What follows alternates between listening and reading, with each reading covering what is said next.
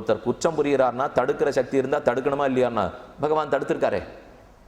எப்படின்னா இப்போ இத்தனை நாழி விவனை அனுப்பிச்சு விட்டார், அங்கதன் அனுப்பிச்சார், ஹனுமான் அனுப்பிச்சார், 2 பேரையும் அனுப்பிச்சு ராவணனுக்கு நல்ல புத்தி சொன்னார், விபீஷணனே ராவணனுக்கு நல்ல புத்தி சொன்னார், சீதை நல்ல புத்தி சொல்லியிருக்கார். இப்போ இதெல்லாம் தடுத்தது இல்லையா? இது இத்தனையுமே ஒரு தவறு நடக்கும்போது செய்யாதேன்னு தடுக்கிறது தானே. இப்போ பீஷ்மர் துரோணர் முதலானவர்களை பகவான் தான் சிருஷ்டிச்சிருக்கார், அவர்கள் தான் துரியோதனா தப்பு பண்ணாதேன்னு தடுத்துட்டு இருக்கா. அது தடுக்கிறது இல்லையா? நம்ம என்ன சொல்லுவோம், சாமி இதெல்லாம் தடுக்கிறது கிடையாது, என் கழுத்தில் கத்தியை வச்சு தடுக்கணும். நாங்கள் அதைத்தான் இப்போ கேட்குறோமே தவிர இப்போ பெருமாள் பண்ணுறதெல்லாம் அறிவிப்பு பலகை போடுறதாட்டம். அதாவது சர்வ தர்மான் பரித்தெஜ்ஜ மாமேகம் சரணம் பிரஜா அகம் துவா சர்வபாபேபியோ மோக்ஷயிஷ்யாமி மாசுச்சகான்னார். அதனால் எக்காரணத்திலையும் பகவான் எப்பவும் குறுக்க பூந்துடுவார் பண்ணுவார். ஆனால் அவர் குறுக்க வருவதை நான் ஏற்றுக்கணும் இல்லையோ. நீ யார் வந்தே நாங்கள் விட்டேன்னா இதனால தான் பகவான் குறுக்க வருவதே கிடையாது. அதனால் அவர் ஒன்றும் பொறுமையாக பார்த்துட்டு இருக்கல, எத்தனையோ அறிவிப்பு பண்ணுறார். அங்கத பெருமாள் அனுப்பிச்சார், அதே போல் ஹனுமான் அனுப்பிச்சார், ராவணனுக்கு நல்ல புத்தி சொன்னார், பிள்ளை பிரகலாதனை வச்சு ஹிரண்யகசிபுக்கு எத்தனையோ நல்ல புத்தி சொன்னார், கேட்டுக்கலையே. அதே போல் இப்போ துரியோதனனுக்கு இவர்களை வச்சு நல்ல புத்தி சொல்லிட்டு தான் இருக்கார். ஒரு காரியத்தில் நம்ம இறங்குறோம், அந்த காரியம் சில சமயம் தடங்களோ ஒரு மாதிரி தப்பாக போகிறச்சேவோ அது இந்த இயற்கையே நமக்கு உணர்த்துறதுன்னு அர்த்தம். ஓ இது ஏதோ நமக்கு சரியானது இல்லை போல் இருக்கு, நம்ம இந்த வழி போகக்கூடாதுன்னு நம்ம தெரிஞ்சுடலாம். யாருக்கும் உள்ளூர தெரியாமல் போயிடவே கூடாது, பகவான் அறிவிப்பார். ஆனால் அந்த அறிவிப்பை தாண்டித்தான் தப்பு பண்ணுறவன் பண்ணுறானே தவிர அறிவிக்காமலே தப்பு ஒத்துருமே பண்ணிவிடுறதே கிடையாது. அதுதான் இப்போ பீஷ்மாச்சாரியர் எழுந்து சொல்கிறார், அசத்சு துர்லபாம் நித்யம் சதாஞ்ச அபிமதாம் சதா சர்வலக்ஷண சம்பன்னாக சாதுவிரத சமன்விதாக ஸ்ருத விரதோபபன்னாச்ச நானாஸ்ருதி சமன்விதாக அசத்சு துர்லபாம் நித்யம். தர்மபுத்திரன் அசத்துக்களுடைய கண்ணுக்கு படவே மாட்டார். பீஷ்மர் முதல் வார்த்தை சொல்றார். துரியோதனை நிமிந்து பார்த்தேன், இப்போ யாரை சொல்றீர்? தர்மபுத்திரன் அசத்துக்கு கண்ணிலேயே படமாட்டார்னா ஆற சொல்றீர்? நான் ஒத்தரையும் சொல்லலை துரியோதனா, நான் தர்மபுத்திரனுடைய இயல்பை சொன்னேன். நீ அசத்தா இருந்ததுன்னா நீ முடிவு பண்ணிக்கோ, நீ சத்தா இருந்தா நீ முடிவு பண்ணிக்கோ. அசத்து கண்ணில் தர்மபுத்திரன் படமாட்டான், சத்துக்கள் கண்ணுக்கு தான் படுவான். நீ அந்த கோஷ்டி நீ பார்த்துக்கோ. ஸ்ருத விரதோபபன்னாச்ச சர்வலக்ஷண சம்பன்னாக சாது விரத சமாசிரிதாக. சாதுக்களுடைய விரதத்தை ஏற்றுருக்கிறவா, தர்மத்திலிருந்து மாறாதவர்கள், வேதத்தை நன்கு கற்று அதன் அர்த்தத்தை உணர்ந்திருக்கிறவா. மேலும் கூறுகிறார், சமயம் சமயஜாஸ்தே பாலயந்த சுச்சிவிரதாக க்ஷத்திர தர்ம ரதாக. க்ஷத்ரிய தர்மத்தை விடமாட்டார். கேசவானுகதாக, ஆச்சரியமான அர்த்தம் இது. இதையும் சொல்லிட்டேன்னா தான் இன்னைக்கு இத்தனை நாழி பேசியிருந்தது முடிவுக்கு வரும். இவர் இப்போ என்ன எழுதியிருக்கார், க்ஷத்திர தர்மரதாக, தங்களுக்கு கொடுக்கப்பட்ட க்ஷத்ரிய தர்மத்திலேருந்து மீறவே மாட்டார்கள். கேசவானுவிரதாக, கேசவனான கண்ணன் திருவடிகளில் பக்தியே கொண்டவர்கள். தங்க தர்மத்திலேருந்து மீறமாட்டா, கேசவன் திருவடிகளில் பக்தி கொண்டவர். 2 எதுக்கு சுவாமி? இத்தனை நாள் நீர் சொன்னதுலேருந்து அவர் வாண்டான்னு தானே தெரியுது. அப்போ தர்மத்தோடு இருந்தால் போருமுன்னா தர்மத்தோடு இருக்கலாம். ஆனால் ஏன் கேசவன் திருவடிகளை பிடிச்சிருக்கா தெரியுமா? அர்ஜுனன் கீதையிலே கண்ணனை பார்த்து ஒரு கேள்வி கேட்குறான், எனக்கு பகவானிடத்தில் பக்தி இல்லை, சாஸ்திரம் சொன்னபடிக்கெல்லாம் நான் நடக்கலை, ஆனால் தர்மத்தை மீறவே இல்லை. சாஸ்திரம் சொன்னதெல்லாம் எனக்கு தெரியாது, செஞ்ச காரியத்தை ஸ்ரத்தையோடு செய்கிறேன், அன்னதானம் பண்ணுறேனா, ஏழைகளுக்கு உதவுறேனா, என்னென்ன பண்ணுறேனோ ஒழுங்காக பண்ணுறேன். அதெல்லாம் இந்த சமுதாய கண்ணோட்டத்தோட சமூக சேவை நன்னா பண்ணிவிட்டேன். ஆனால் பக்தி இல்லைன்னு வச்சுக்கோ. இன்றைக்கி இதை பல பேர் பேசுகிறாலும் இல்லையோ, அவர் ரொம்ப நல்லவர் ஆனால் கோவிலுக்கு வர மாட்டார். அவர் மோட்சத்துக்கு போகிறார்னா நம்ம தப்பான கேள்வி கேட்குறோம். அவர் ரொம்ப நல்லவர் ஆனால் அவருக்கு ஒன்றும் பக்தி கிடையாது, கோவிலுக்கே வரமாட்டார், அவர் மோட்சத்துக்கு போடுவாரோ இல்லையோன்னா. இப்போ முதல் தேவை மோட்சத்துக்கு போகணுங்கிற ஆசை அவருக்கு இருக்கா? அது இருந்தால் தான் போகணுமே தவிர நம்ம என்னமோ எல்லாரும் மோட்சத்துக்கு போகணும்னு நினச்சிட்டே இருக்கிறதா நாம நினச்சிக்கிறோம். அப்படி அல்ல. ஒருத்தர் சமூகத்தொண்டு மட்டும் புரிஞ்சுட்டு பக்தி இல்லாத இருக்கார், அவர்கிட்ட போய் பேட்டி எடுத்து நீங்கள் எங்கே போகணுன்னு கேளுங்க, இன்னும் 7 பிறவி பிறந்து மக்களுக்கு உதவ வேண்டே இருக்கணும்னுவார். மோட்சத்துக்கு போகணுன்னு அவர் சொல்லவே மாட்டார். முதல்ல அவருக்கு விருப்பம் வந்தால் தானே பக்தியே வரும். அவருக்கே விருப்பம் வரலைன்னா எதுக்கு பக்தி? அதனால் நம்ம என்னமோ இந்த கேள்விகள்லாம் திகச்சே படக்கூடாது. சாமி முதல்ல அவருக்கு இஷ்டமாக கேளுங்க. ஆமாம் இஷ்டம்னு சொன்னார்னா தன்னடையே அவர்கிட்ட பக்தி இருக்கும், வேற வழியே கிடையாது. அவர் சமூக சேவையோட நிறுத்தவே முடியாது. அதனால வெறும் சேவை மட்டும் பண்ணிட்டு மோட்சம் போக முடியாது, பக்தி இருந்தால் தான் மோட்சத்துக்கு போக முடியும். அப்போ பல பேர் சேவை பண்ணுறாலே கெட்டவாளன்னா, கெட்டவா இல்லை, எல்லாரும் நல்லவா, மோட்சம் போகணுங்கிற விருப்பம் இல்லாதவா, அவ்வளவுதானே தவிர அதுல விருப்பம் என்னைக்கு வருகிறதோ அன்னைக்கு பக்தி பண்ணுகிறான். தர்மபுத்திரன் எத்தனைக்கு எத்தனை தர்மத்தின் வழி நடக்கிறானோ அத்தனை கத்தனை மோட்சத்தில் இச்சேர்க்கிறவன். அதனாலதான் கண்ணனை தொடர்ந்து செல்லுகிறான். கேசவானுகதா சதா தர்மத்தைவ குப்தாஸ்தே சுவீரியேணச்ச பாண்டவாக ந நாசம் அதிகச்சேயு. ஒரு நாளும் அவளுக்கு நாசமே ஏற்படாது. அவ நாடு எப்படி இருக்கும்னு சொல்றேன். புரே ஜனபதே சாப்பி எத்தர ராஜா யுதிஷ்டிரா. எங்க ராஜா யுதிஷ்டிர நாட்டை ஆண்டுட்டு இருக்கானோ அங்க மக்கள் இப்படி இருப்பாளாம்.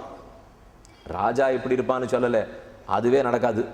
ஆனா இவர் மக்கள் எப்படி இருப்பான்னு சொல்லிட்டு இருக்கார். தானசீலாக, எல்லாம் தான தர்மம் பண்ணுவா, வதான்யஷ வள்ளல்களா இருப்பா, நிபிருதா ஹிரீஹி நிஷேவகா, தர்மத்தை மீறினாலே வெட்கப்படுறவா இருக்கா, எல்லாருக்கும் உதவுறவர்களா இருப்பா, நேர்மையே தான் வழி, சத்தியமே தான் வழி. அவர்கள் ஒன்றும் மனசுல ஒன்று வச்சு வாயில் ஒன்று பேசவே மாட்டா. ஒருத்தருக்கொத்தர் சௌஜன்யமா நண்பர்களா இருப்பா, எல்லாரும் ஒருத்தருக்கொத்தர் உதவி பண்ணிப்பா. இப்படி ஒரு நாடு இருக்கா? மாதம் மும்மாறி பொழியறதா? நேர்மை மட்டும்தான் அந்த நாட்டில் இருக்கா? மக்கள்லாம் இறையன்போடு இருக்கிறார்களா? தர்மபுத்திரன் ஆள்ற நாடுன்னு வச்சுக்கோன்னுட்டாரு. அவன் அந்த நாட்டில் இருந்தான்னா தான் நாடு இதை போல இருக்கும். பிரியவாதி, அந்த நாட்டில் இருக்கிறவாள்லாம் பிரியமா பேசுவாளாம், கட்டுபாஷணம் பண்ண மாட்டான். சதா தாந்தா, இந்திரியங்களை ஜெயிச்சவாளா இருப்பா. பவ்யா சத்தியபரோ ஜனா, ஹிருஷ்டா திருப்தியா இருப்பா. புஷ்டா செழிப்பா இருப்பா. எது இருக்கோ அதை வச்சுன்னு திருப்தியா இருப்பாளாம், செழிப்பா இருப்பாளாம். சுச்சிஹி தக்ஷா சாமர்த்தியக்காராளா, எடுத்த காரியத்தெல்லாம் நிறைவேற்றிடுவாளாம். எத்தர ராஜா யுதிஷ்டிரா நான் அசூயக்கா, பொறாமையே அவன் நாட்டில் இருக்காது. யார் எப்படி இருந்தாலும் நன்னா இருப்பா, திருப்தியா இருப்பாளாம். பொறாம அந்த நாட்டிலேயே இருக்காது. சாபீஷுர்னாபிமானி, அவளுக்கு அகங்காரம் இருக்காது, பொறாமை இருக்காது. இன்னொருத்தர் இடத்துல செல்வம் இருக்கேங்கிற காழ்ப்புணர்ச்சி இருக்காது. பவிஷ்யதி ஜனஸ்தத்திர ஸ்வயம் தர்மம் அனுவிரதா. பிரம்மகோஷாச்ச, வேதபாராயணம் எல்லா இடத்துலையும் நடக்கும். யாக யஜ்யங்கள் எங்கேயும் நடக்கும். தேவ பூஜைகள் குறவில்லாமல் நடக்கும். பசுமாடுகள் நன்கு ரட்சிக்கப்படும். ஒரு வீட்லேயும் 2 பசுமாடாவது இருக்கும். ஊர்ல லட்சக்கணக்கில் பசுமாடு இருக்கும். எங்கேயும் பால் பிரவகித்து கொண்டே இருக்கும். எல்லா இடத்துலையும் சஸ்யம் சமிருத்தமா இருக்கும். நெல்லுக்கோ கோதுமைக்கோ அரிசிக்கோ சர்க்கரைக்கோ பஞ்சமே இருக்காது. 3 தடவை மாசத்துக்கு மழை பொழிந்து கொண்டே இருக்கும். சதாச்ச தத்திர பர்ஜன்யா சம்யக் வருஷீன சம்சயா சம்பன்ன சஸ்யாச மகி நிராதங்கா பவிஷ்யதி. ஆத்தங்கவாதமே இருக்காது, தீவிரவாதம் இருக்கவே இருக்காதுங்கிறார். தர்மபுத்திரன் ஒரு இடத்துல நாட்டு ஆண்டான்னா அங்கே ஆத்தங்கவாதமே இருக்காது. மழை எல்லார் இடத்துலையும் செழிப்பாக இருந்துட்டா எதுக்கு தீவிரவாதம் வரப்போது சொல்லுங்க? யாரோ 2 பேர்கிட்ட இல்லை, யாரோ 4 பேர்கிட்ட இருக்குன்னா தானே வம்பே வருது. எல்லாரையும் தான் நன்னா பார்த்துனுட்றானே. ஆனால் இதில் குறைச்சல் நெடியதல்ங்கிற பேச்சே இல்லை. குணவந்திச்ச தானியானி. பூமாதேவிக்கு ரொம்ப திருப்தி ஏற்பட்டு தர்மபுத்திரன் ஆண்டுன்னு இருக்கிறதுனாலே அவளே ஆசையா எல்லா செல்வத்தையும் மக்களுக்கு கொடுப்பலாம். இப்போ நமக்கு பூமி மறைச்சுடுறா. பரீட்சித்து கதையிலே பார்த்துருப்பீள். அவன் ராஜ்யத்தை ஆட ஆரம்பிச்சே பூமாதேவி கலியுகத்தினுடைய ஆபத்தினால மொத்த செல்வத்தையும் மறைத்தாள். பிருத்துவனுடைய சரித்திரத்தில் கேள்விப்பட்டிருப்பீள். இதை மறைக்க அவரிடத்துலேருந்து கறந்தெடுத்தான்னுட்டு பூமி செல்வத்தை மறைச்சு விட்டா நமக்கு நல்லதே நடக்காது. நல்ல அரசன் ஆண்டான்னா தான் பூமாதேவிக்கு திருப்தி. அப்போ அவனுக்கு இடம் கொடுத்துருக்கோங்கிறதுனால நமக்கு செல்வத்தை கொடுப்பலாம். வாயுஷ்ச சுக சம்ஸ்பர்ஷா, எப்போ காத்தடிச்சாலும் சுகமாக அடிக்குமா. நிஷ்பிரதீபஞ்ச தரிசனம், சூரிய பகவான் நம்ம அனுமதியை கேட்டுண்டு எவ்வளவு கொளுத்தலான்னு கேட்டுண்டு கொடுத்து வரான். தர்மபுத்திரன் ஒரு நாட்டு ஆடுறாருன்னா மழை எத்தனை பெய்யலாம்னு கேட்டுக்குமா, சூரியன் எத்தனை கொளுத்தலான்னு கேட்டுப்பறான், வாயு எப்படி வீசலான்னு கேட்டுப்பறான். ந பயம் துவாபிஷத் தத்திர எத்தர ராஜா யுதிஷ்டிரா. எந்த மக்களுக்கும் பயமே இருக்காது. காவச்ச பகுடாஸ்தத்திர ந கிருஷாக. பசுமாடு நேரம் இருக்குமா. அதுக்கு மேலே சொல்றார், பசுமாடு வத்தல் தொத்தலா இருக்காது, ஒன்னொன்னும் பருத்து புஷ்டியா இருக்கும். நம்ம இப்போ பாலை நித்தியம் சாப்பிட்றோம், மாட்டை பார்த்து ரொம்ப நாள் ஆச்சு. நித்தியம் பால் சாப்பிட்டு இருக்கமே தவிர யாரானு கண்ணால் மாட்டை பார்க்குறோமா? நம்ம வீட்டுக்கு முன்னாடி யாரானு பால் கறக்குறாளா? மாடே தெரியாது. எங்கேயோ மாடு கட்டியிருக்குங்கிறா, அதுக்கு என்னமோ ஊசி போடுறாங்கிறா, என்னென்னமோ பண்ணுறாங்கிறா. இந்த புஸ்தகத்துக்கு அதுக்கு சம்மந்தமே இல்லைன்னு வச்சுக்கோ, அவ்வளோதான் சொல்லலாமே தவிர. ஏன்னா இன்னைக்கு என்னெல்லாம் நடந்துட்டு இருக்கோ இந்த புஸ்தகத்தில் நேர் எதிராக அவர் எழுதியிருக்கார். மாட்டை அவ்வளோ தூரம் பாதுகாக்கணுமா, லக்ஷ்மி மாதா எழுந்துருள் இருக்கிற இடமா கொண்டாடணுமா, அந்த மாடு வீட்டில் இருந்ததுனாலே லக்ஷ்மியே நிவாசம் பண்ணுறான்னு அர்த்தமா. 33 கோடி தேவர்கள் அந்த பசுவனுடைய மேனி முழுக்க இருக்காளாம். பெருமாள் இன்னைக்கும் விஸ்வரூபம்னால் ஒரு பசுமாட்டினுடைய பின்புறத்தை பார்த்துன்னு தான் முகமே முழிக்கிறார். அப்பேற்பட்ட பகவானே தான் கார்த்தால விழிக்கிறது பசுமாட்டினுடைய பிருஷ்டபாகத்திலேன்னா. இப்போ லக்ஷ்மி அங்கே எழுந்துருளி இருக்காரோ இல்லையோ, பசு நன்னா இருக்கும், எல்லாருக்கும் பால் ரொம்ப சமிருத்தமாக கிடைக்கும். குணவந்திச்ச பேயானி, பழங்கள்லாம் நன்னா ரசிக்குமா, இனிக்குமா, இயற்கையான சுவையோடு இருக்குங்கிறார். இன்னைக்கு நம்ம எதெடுத்தாலும் செயற்கை சுவை ஊட்டினாத்தான். பழங்களெல்லாம் இப்போ ஊசி குத்தி புஷ்டியாக்கி விடுறாளாம். அப்புறம் என்ன சொல்ல, அவர் சொல்லியிருக்கிறது பழங்கள் தானே ரசிக்கிறாப்புல இருக்குமா, புஷ்பம் அந்தந்த ருத்துக்கு சரியா பூத்துருமா. இன்னென்ன ருத்து, வசந்த ருத்து, கிரீஷ்ம ருத்து, ஹேமந்த ருத்து, கிருஷிர ருத்து, என்னென்ன ருத்துவோ அததுக்கு தகுந்த புஷ்பம், அததுக்கு தகுந்த பழம். என்ன அந்த அரசனொத்தனுக்காக அத்தனை நல்லது நடக்கும். தர்மாச்ச தத்திர சர்வைஸ்து சேவிதாச்ச த்விஜாதிபிஹி ஸ்வை ஸ்வை குணைச்ச சம்யுக்தா ஆஸ்மின் வருஷே திரையோதசே. இந்த 13 வருஷங்கள் இதை போல எந்த நாடு இருந்திருக்கோ அந்த இடத்துல தான் தர்மபுத்திரன் இருந்திருக்கிறான். வீரர்களே, புத்தி கட்டு போய் கண்ட இடத்துல கடல்ல தேடினேன், மலையில தேடினேன்னு சொல்லிட்டு இருக்காதீங்க. அங்கெல்லாம் இருக்க போறது இல்லை. நாடு சுபிக்ஷமா எங்கிருந்ததோ அந்த இடத்துல தர்மபுத்திரன் இருப்பான், போய் தேடுங்கள் என்று பீஷ்மர் சொல்றார். தர்மபுத்திரனுடைய குணத்தை சொல்றார். யஸ்மின் சத்தியம் திருதிர் தானம் பரா சாந்திர் துருவா க்ஷமா ஹ்ரீ ஸ்ரீஹி கீர்த்தி பரம் தேஜ ஆறு சம்சம் அத ஆர்ஜவம். மக்களிடத்துல கருணை, நேர்மை, கீர்த்தி, செல்வம், வெட்கம், சாந்தி, பொறுமை, திருதி, எடுத்த காரியத்தில் உறுதி, தானம் கொடுக்கும் தன்மை, சத்தியன், இது இத்தனையும் இருக்கிறவன் தான் தர்மபுத்திரன். அவனை தனி ஆள்னு நினைக்காதே. இத்தனை குணங்களுடைய பசும் கூட்டம் தான் தர்மபுத்திரன். அவர் பேசி முடிச்சுட்டார். அடுத்து கிருபாச்சாரியர் எழுந்திருந்தார். அவர் பதில் சொன்னார், சிறு சிறு பகைவர்களாக இருந்தாலும் அவளை எடை போட்டு சண்டை போடணும். அப்படின்னா பாண்டவர்களை பற்றி கேட்கவே தேவையில்லை. அவள் வெளியில் வரப்போறா பார். தஸ்மாத் சத்திரம் பிரவிஷ்டேசு பாண்டவேஷு மகாத்மசு ஸ்வராஷ்டிரே பரராஷ்டிரேச்ச ஞாத்தவ்யம் பலம் ஆத்மனா உதய பாண்டவானாஞ்ச பிராப்தே காலேன சம்சயா. 13 நாள் தான் இருக்கு. நாள் முடிஞ்ச உடனே அவள் வெளியில் வந்துடுவா. 13 வருஷம் முடியும். அப்புறம் வந்து உங்ககிட்ட கேட்பா. கிருப்பர் இப்போ வேற உபதேசம் பண்றார். அவளுக்கு நாள் கணக்கு தெரியும். நாள் கணக்கு முடிய போகிறது. அப்புறம் வெளியில் வரப்போறா. துரியோதனா, நீ தேட போகிறத விட இன்னொரு வேலை செய்றியா என்னான்னு கேட்டான் துரியோதனன். இல்லை நாட்டெல்லாம் பிரிச்சாகணுமே, இப்போ அதெல்லாம் கொஞ்சம் கணக்கு பாட்டு வச்சுருந்தியானா தேவையில்லை. இப்போ அவள் வந்துடுவா. இவர் அடுத்தபடிக்கு போயிட்டார். இப்போ அடுத்தவா வந்து கேட்கத்தான் போறா. அப்போ எந்தெந்த சேனாபதி அங்கே அனுப்ப போகிறேன், இங்கே வச்சுக்க போகிறேன், எந்தெந்த மந்திரி அவள்கிட்ட போகிறா, நீ வச்சுக்க போகிறேன், எந்த ராஜ்யத்தை எந்தெந்த கிராமத்தை பிரித்து கொடுக்க போகிறேன், இதுக்கெல்லாம் தயாராகிட்டியா, எந்தெந்த அடிப்படையில் துரியோதனன் நான் அதை கொடுக்கக்கூடாதுங்கிறதுக்காக தேடின்னு இருக்கேன். நீ என்ன இப்படி பேசுறேன்னா அது நடக்காதுங்கிறதுக்கு தான் நான் சொல்லிட்டு இருக்கேன். இப்போவே ஒழுங்காக தெரிஞ்சுன்னு பிரித்து கொடுத்துட்டியானா பாதி கிடைக்கும். தேடி தேடி சண்டை போடுவினா முழுசுமே போயிடும். எது வேணும்னு நீ தான் முடிவு பண்ணிக்கோ. அப்போ தான் துரியோதனனுக்கு கோவம் வந்துடுச்சு. இவர் இப்படியே தான் எல்லாருமே அந்த கட்சிக்கு பேசுகிறாளே தவிர நம்ம கட்சிக்கு ஒத்துருமே பேசுறது கிடையாது. அப்போ அவன் முடிவு பண்ணிட்டான். நான் முடிவு எடுத்துட்டேன். கண்டிப்பாக பீமசேனன் அந்த நாட்டில் தான் இருக்கா. எப்போ கீச்சகன் இறந்து போனானோ பலதேவச்ச பீமச்ச மத்ரராஜச்ச வீரியவான் சதுர்த்த கீச்சகஸ்தேஷாம் பஞ்சமம்னா அனுசுஷ்ருமஹ. அதாவது மத்ர தேசத்ததிபதியான சல்யன், பலராமன், கீச்சகன், பீமசேனன், இந்த 4 பேருக்கு தான் சக்தி. 5வது ஆளை நான் கேள்விப்பட்டது இல்லை. எப்போ கீச்சகன் இறந்து போனானோ பீமசேனன் தான் அவனை கொண்டிருப்பான். ஆகையால் இப்போது நாம் அவனை கண்டுபிடிச்சுடலான்னு துரியோதனன் பேசினான். எத்தனை எதிர்த்தாலும் சரி அவளை கண்டுபிடிக்கணும்னு ஆரம்பிக்கச்சே தான் சுஷர்மா அவன் எழுந்திருந்து சொன்னான். இப்போ நான் சொல்றது கேட்டுக்கிறீங்களா, என்னை ரொம்ப அவன் ஏற்கனவே கேவலப்படுத்தியிருக்கான். விராட்டம் என்னவன் பிராப்த காலம் இதம் வாக்கியம் உவாச்ச துவரிதோ பலி அசகிருன் நிகிருதாக பூர்வம் அச்ச சால்வேயகைஹி பிரபோ பாதிதோ பந்துவிசார்த்தம் பலாது பலவதா விபோ. நான் ரொம்ப தூரம் இந்த விராட தேசத்து மன்னவனால் துன்பப்படுத்தப்பட்டிருக்கேன். இப்போ கீச்சகன் ஒழிஞ்சு போயிட்டான். அவன் இருந்ததுனால தான் என்னால் ஜெயிக்க முடியல. எப்போ கீச்சகன் போயிட்டானோ இப்போ படையெடுத்தால் உனக்கு நிறைய சொத்து கிடைக்கும். ராஷ்டிரம் தஸ்ய அபியாசியாமஹ பகுதான்ய சமாகுலம். அந்த நாட்டின் பேர் படையெடுத்து அவர்களுடைய செழிப்பத்தனையும் கவருவோம். ரத்தனம், தனம், தானியம், கோ சஹஸ்ரம், சுபம் எல்லாத்தையும் கவர்ந்துட்டு வருவோம்னு சொல்ல துரியோதனனும் ஏற்றுக்கொண்டான், கர்ணனும் ஏற்றுக்கொண்டான், துச்சாசனன் ஏற்றுக்கொண்டான். சரி, சப்தமி அன்னைக்கு ஓர் புறத்தில் படையெடுத்து போவோம், அஷ்டமி அன்னைக்கு மற்றொரு புறத்தில் படையெடுத்து வருவோம் என்று முடிவு செய்தார்கள்.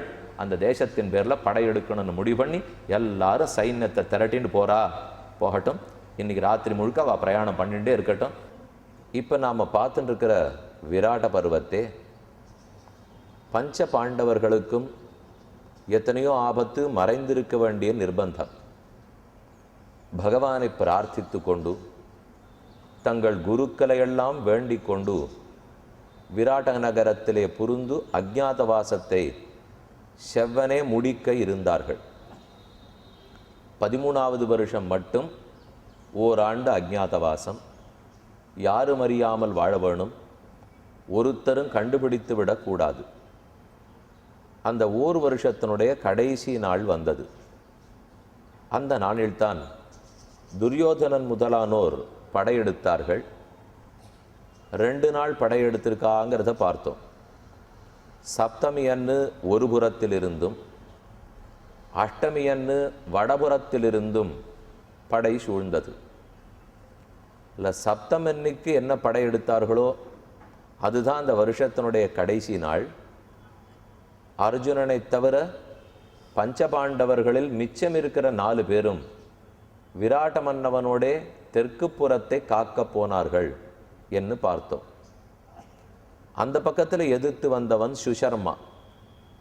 திரிகர்த்தர்களுக்கு ரொம்ப நாளாக விராட்ட மன்னவனோடே பகை இருந்தது. ஆனால் கீச்சகன் விராட்ட நகரத்தை காத்து வந்தபடியால் திரிகர்த்தர்கள் தோற்றோடினார்கள். இப்போ கீச்சகன் இறந்து போனான்கிற செய்தி துரியோதனனுக்கு கேட்ட, அவனோட கூட தானே சுஷர்மா திரிகர்த்தன் உட்காந்து பேசின்னு இருந்தான். அப்போ நமக்கு ஒரு வாய்ப்பு கிடைச்சிருக்கு, நம்ம பழைய பகையை தீர்த்து கொள்ளுவோம், நாம் விராட்ட நகரத்தை எதிர்ப்போம், முற்றுகையிடுவோம். அங்கே பஞ்சபாண்டவர்கள் கிட்டுகிறார்களா இல்லையாங்கிறத பற்றி சுஷர்மாவுக்கு கவலை இல்லை. அவனுக்கு தன்னோட பழைய பகையை தீர்த்துக்கணும். அதுக்காக அவன் துரியோதனனிடத்திலே பேசி, நாம் முற்றுகையிடுவோம், பாண்டவர்கள் கிடைக்கிறாளோ இல்லையோ, உன்னுடைய கஜானாவை நிறையா நீ நிரப்பி கொள்ளலாம், அந்த ஊரில் பசுமாடுகள் அதிகம், ரத்னம் தனம் தானியம் அதிகம், ராஜா பலமிழந்து காணப்படுகிறார், இதுதான் சரியான தருணம்னு சொல்ல, சரி சுஷர்மாவனுடைய தலைமையில் ஒரு பகுதி படை ஒரு பக்கத்திலே முற்றுகையிட்டது. அப்போது வடக்கிலிருந்து இன்னொரு பகுதி படை, அதுதான் பெரும்படை, அந்த படை வரப்போகிறது என்பதே விராட்ட நகரத்து அரசனுக்கு தெரியாது. தெற்கு புறம் சூழ்ந்திருக்கு, நாம் அதை காப்பாற்றுறதுக்காக போவோம் அப்படிங்கிறதுக்காக சென்றான். அப்போ தான் சுஷர்மா கைது செய்யப்பட்டான். அவன் எத்தனையோ போராடி பார்த்தாலும் பீமசேனனும் தர்மபுத்திரரும் நகுல சகதேவர்களும் இருந்தபடியால் அவனால் வெகு நேரம் போராட முடியவில்லை. அதனால் திரிகர்த்தர்கள்லாம் தோற்றோடுகிற நேரம். இந்த சமயத்தில் தான் ஒரு முக்கியமான கருத்து பாரதத்தில் இங்கே கூறப்படுறது. தமசாபிப்ளுதே லோகே ரஜசா செய்வ பாரத அதிஷ்டன்வை முகூர்த்தந்து வியூடானீகாக பிரஹாரிணா. கார்த்தால முழுக்க யுத்தம் நடந்தது. மாலை பொழுது சூரியன் கீழே விழுந்துவிட்டார். அது வரைக்கும் சுஷர்மாவும் ஜெயிக்கலை, விராட்ட மன்னனும் ஜெயிக்கலை, அவனுக்கு துணையாக வந்தவர்களும் தங்களை வெளிப்படுத்தி கொள்ளவில்லை. மாலை பொழுது விழுந்துடுத்து. சூரியன் விழுந்ததுலேருந்து சந்திரன் உதித்து பிரகாசம் வர்ற வரைக்கும் இருட்டாத்தான் இருக்கும். அப்போ எதுவும் சரிவர தெரியாது. அதுதான் மாலை பொழுது சாயம் சந்தியான்னு சொல்கிற மொழியும். சந்தியா காலத்திலே வேற ஒளி இருக்காது. அதனால் அனைவரும் சண்டையை கொஞ்ச நாளைக்கு நிறுத்தி விட்டான். அப்புறம் சந்திரோதயம் நடந்தது.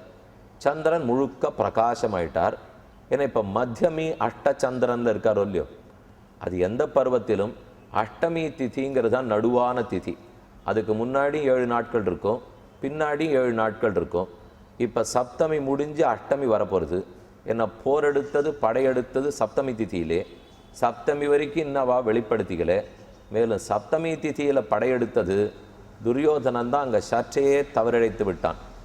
அவன் சப்தமி அன்னைக்கு படையெடுப்பில் வந்துட்டு அஷ்டமி அன்னைக்கு வடக்கு பக்கத்துக்கு சுஷர்மாவை அனுப்பிச்சி வச்சிருந்தால் ஒருவேளை இந்த நாள் வருந்தான் அவன் சப்தமி அன்னைக்கு கண்டுபிடித்திருக்கலாம். ஆனால் அப்படி அவன் வரலையே. அவன் சுஷர்மாவை தெற்கு பக்கத்துக்கு அனுப்பிச்சி வச்சுட்டான் சப்தமி அன்னைக்கு. இப்போ சுஷர்மா இவனை கண்டுபிடிச்சி பிரயோஜனம் இல்லை, துரியோதனன் கண்டுபிடித்து தன் கண்ணால் அவனை பார்த்துடணும். அப்படின்னா தான் இவர்களுடைய அஜ்ஞாதவாசம் முறிந்ததாகும். இப்போ இந்த இடத்துல நமக்கு முக்கியமான சந்தேகம் வரும். சரி, சப்தமி அன்னைக்கு ராத்திரி என்னாச்சு? ராத்திரிங்கிறது நம்ம கணக்குப்படி 12 மணி கணக்கா, இல்லது ராத்திரிங்கிறது பஞ்சாங்க கணக்குப்படி மறுநாள் சூரியோதயம் கணக்கா? இப்போ பாரதத்தில் பார்த்தா ராத்திரி 12 பற்றி அவளுக்கு கவலை இல்லை. அது ஆங்கில கணக்குக்கு நாம தான் 12 மணி மாறினா நாள் மாறிடும் தேதி மாறிடும்னு வச்சுருக்குமே தவிர பஞ்சாங்கத்தின்படி சூரியோதயத்திலிருந்து சூரியோதயம்தான். அதனால் அவளுக்கு சப்தமி கணக்குன்னு பார்த்தால், ஒன்று சப்தமி அன்னைக்கு கார்த்தாலேருந்து எப்போ சூரியோதயமோ அதுலேருந்து சப்தமி எத்தனை நாள் இருக்குன்னு பஞ்சாங்கத்தில் போட்டிருப்பா பார்த்தீங்களா? திதியை 2 திதி போடப்பட்டிருக்கும். அதே போல் நட்சத்திரமும் 2 நட்சத்திரம் போடப்பட்டிருக்கும். நீங்கள் திதி, வாரம், நட்சத்திரம், யோகம், கரணம், இந்த 5 பஞ்சாங்கம்னு சொல்கிறோம். இன்ன திதி அப்படின்னா பிரதமே, த்விதீயே, திருத்தீயே, சதுர்த்தி, பஞ்சமி, இது திதி. வாரம் பௌமவாசர யுக்தாயாம், இந்து வாசர யுக்தாயாம், பானுவாசர யுக்தாயாம்னு சொல்கிறோம் இல்லையோ, ஞாயிறா திங்களா செவ்வாயா புதனா, அது வாசரம். நட்சத்திரம் அஸ்வினி பரணி கார்த்திகை முதலான நட்சத்திரம். அதுக்கப்புறம் யோகம் கரணம். யோகம் போட்டிருப்பா சி சி ஆ சி அப்படின்னு போட்டிருக்காளோ இல்லையோ, அதாவது அமிர்த யோகம், சித்த யோகம், வர்ஜ யோகம், மரண யோகம், சுப யோகம், இதை போல இருக்கிற யோகங்கள். இந்த யோகம் ஒரு நாளைக்கே 2 யோகம் வரும். ஏன் சொல்கிறேன்னா, நட்சத்திரம் மாறுறது இல்லையோ, ஒரு நட்சத்திரம் கொஞ்சம் நாளைக்கு இருக்கும். நாழிகை கணக்கு தான் பஞ்சாங்கத்தில் போட்டிருப்பா. 60 நாழிகை ஒரு நாள், இல்லை 30 முகூர்த்தங்கள் ஒரு நாள். ஒரு முகூர்த்தங்கிறது 2 நாழிகை, 2.5 நாழிகைங்கிறது 1 மணி நேரம். அதனால தான் 24 மணி நேரத்தை 2.5 பெருக்கினா 60 நாழிகை வருது. 60 நாழிகையை எப்போ நம்ம காதில் கேள்விப்பட்டிருக்கோம்னா, 60 நாழியும் பொழுதுபோக்கறையே படிக்கப்படாதா இப்படின்னு சில பேரை சொல்லி நம்ம பார்த்துருக்கோம் இல்லையோ. அப்போ தான் இது நம்ம காதலியே பட்டிருக்கோம். 24 மணி நேரமும்லாம் இப்போ சொல்லுவா. அந்த நாளில் இருந்தால் 60 நாழியும் இதே வேலையா, பாட்டு கேட்டுகிட்டே இருக்கணுமா, புஸ்தகம் படிச்சுட்டே இருக்கணுமா, படிக்க மாட்டேயாங்கிற மொழியோ. இந்த 60 நாழிகைங்கிறது தான் 24 மணி நேரம். ஒரு மணி நேரத்துக்கு 2.5 நாழிகை, 24 2 24 2 48, ஒரு பாதி 12, 60 நாழிகை. ராத்திரி பொழுதுக்கு திரியாமான்னு பேர். 3 ஜாமங்கள் பகல் பொழுது, கார்த்தாலேருந்து சாயங்காலம் வரைக்கும். சூரிய உதயத்திலேருந்து சூரிய அஸ்தமனம் வரை 3 ஜாமம். அதே போல் சூரிய அஸ்தமனத்திலேருந்து மறுநாள் சூரிய உதயம் வரை மறுபடியும் 3 ஜாமம். அப்போ 3 3 6 ஜாமங்கள். 6 ஜாமம்னு அடியன் சொன்னது வேறே, திரியாமான்னு பேர். முகூர்த்தம்னு அடியன் சொன்னது வேறே, 2 நாழிகை சேர்ந்தது ஒரு முகூர்த்தம். நாழிகைன்னு சொன்னதும் வேறே, 2.5 நாழிகை இருந்ததுன்னா 1 மணி நேரம். இது ஏன் இவ்வளவு தூரம் குழப்பமாக இருக்குன்னா, ஒன்றும் பஞ்சாங்க கணக்கோடு அடியன் சொல்லியிருந்தேன்னா குழம்பிருக்காது, இல்லை ஆங்கில கடிகார கணக்கோடு சொல்லியிருந்தேன்னாலும் குழம்பிருக்காது. இதையும் அதையும் புரிஞ்சுக்கணும்னு சொல்லவே தான் 2 சேர்ந்து எடுத்துப்போம். எதுக்கு சொன்னேன், அப்போ நட்சத்திரத்துக்கு நாழிகை பொழுது போட்டிருப்பா. இன்னைக்கு சூரியோதயத்திலிருந்து இத்தனை நாழிகை 32.15 அப்படின்னு போட்டிருக்கும். அப்படின்னா இன்னைக்கு 32 நாழிகை வரைக்கும் முதல் நட்சத்திரம் இருக்குன்னு அர்த்தம். 32 நாழிகை எப்படி கணக்கு பண்ணணும்னா, அன்னன்னைக்கு சூரியோதயம் மாறிண்டே இருக்கும் இல்லையோ. இப்போ மாசங்கள் மாற மாற மாற சூரியோதயம் சீக்கிரம் போகும், சூரியோதயம் நேரம் கழித்து போகும். அந்தந்த மாதத்தில் எப்போ சூரியோதய நேரம் மாறுறதோ அன்னைக்கு மட்டும் கடைசியில் சூரியோதயம் அப்படின்னு மணி போட்டிருப்பா. 6:15, 6:20, 6:20 வரைக்கும் கூட போகும், 5:40 வரைக்கும் கூட முன்னாடி வரும்.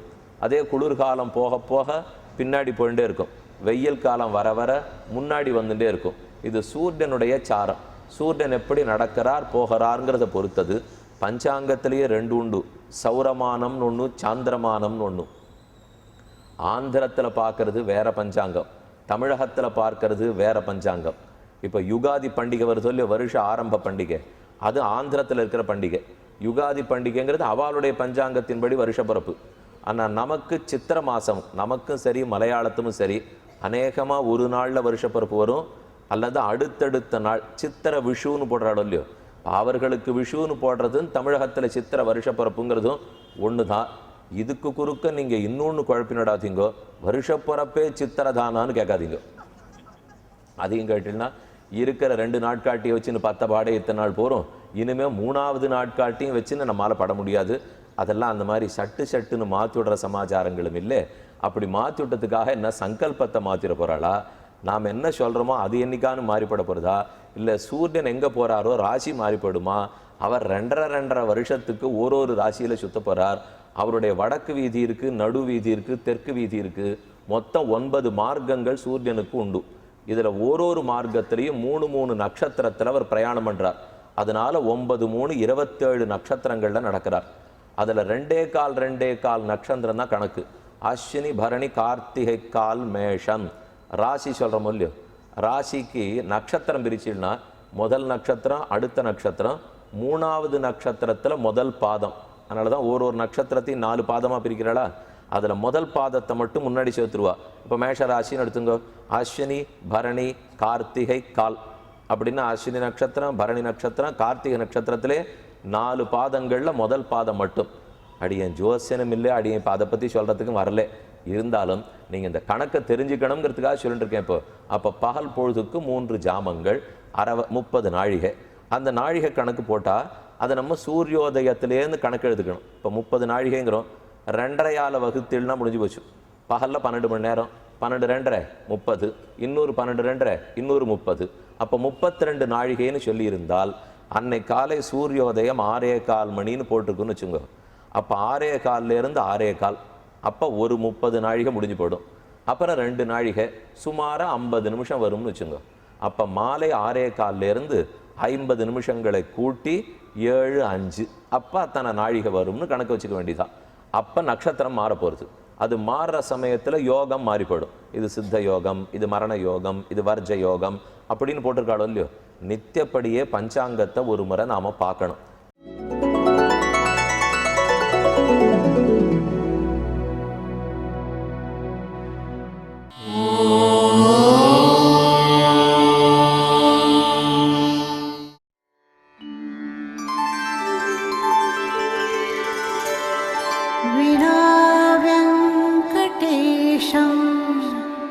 ननाथो ननाथः सदा वेङ्कटेशं स्मरामि स्मरामि।